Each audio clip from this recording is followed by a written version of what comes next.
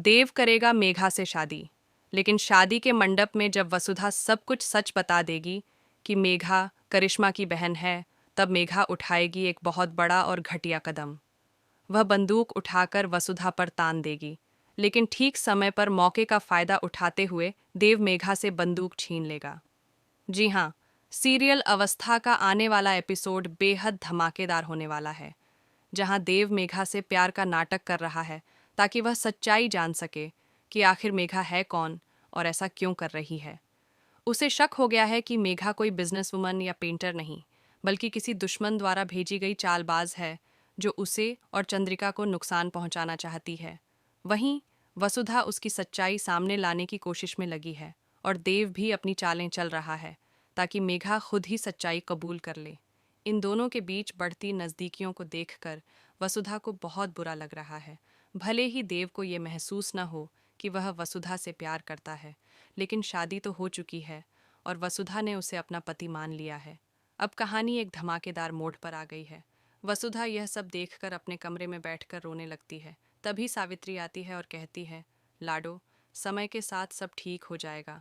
चिंता मत कर, अपनी माता रानी पर विश्वास रख, वो सब अच्छा करेंगी।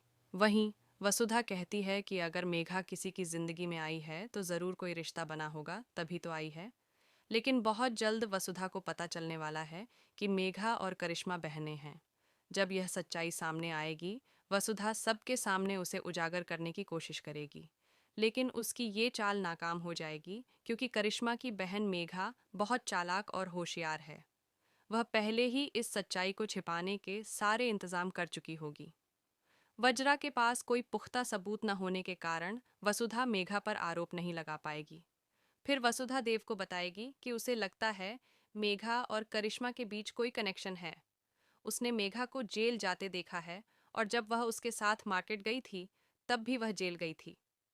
अंदर जाकर वसुधा ने देखा कि मेघा और करिश्मा बातें कर रही थीं।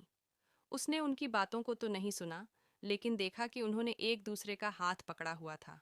अब फाइनली मेघा और करिश्मा की सच्चाई वसुधा के सामने आएगी और वह उसे सबके सामने लाने की कोशिश करेगी।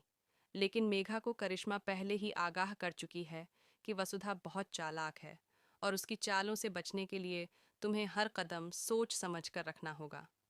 वसुधा के खिलाफ मेघा पहले ही कई प्लान बना चुकी है। अगर वसुधा सच्चाई बताएगी तो उससे सबूत मांगा जाएगा, और जब सबूत नहीं होंगे तो उसकी बातों पर विश्वास नहीं किया जाएगा। चंद्रिका भी अब मेघा को पसंद करने लगी हैं, इसलिए उस पर लगे आरोप इतनी आसानी से नहीं मानेंगी। वीडियो को लाइक कीजिए और कमेंट करके बताइए, क्या आप चाहते हैं कि वसुधा मेघा की सच्चाई सामने ला पाए या नहीं? और चैनल को सब्सक्राइब करना न भूलें।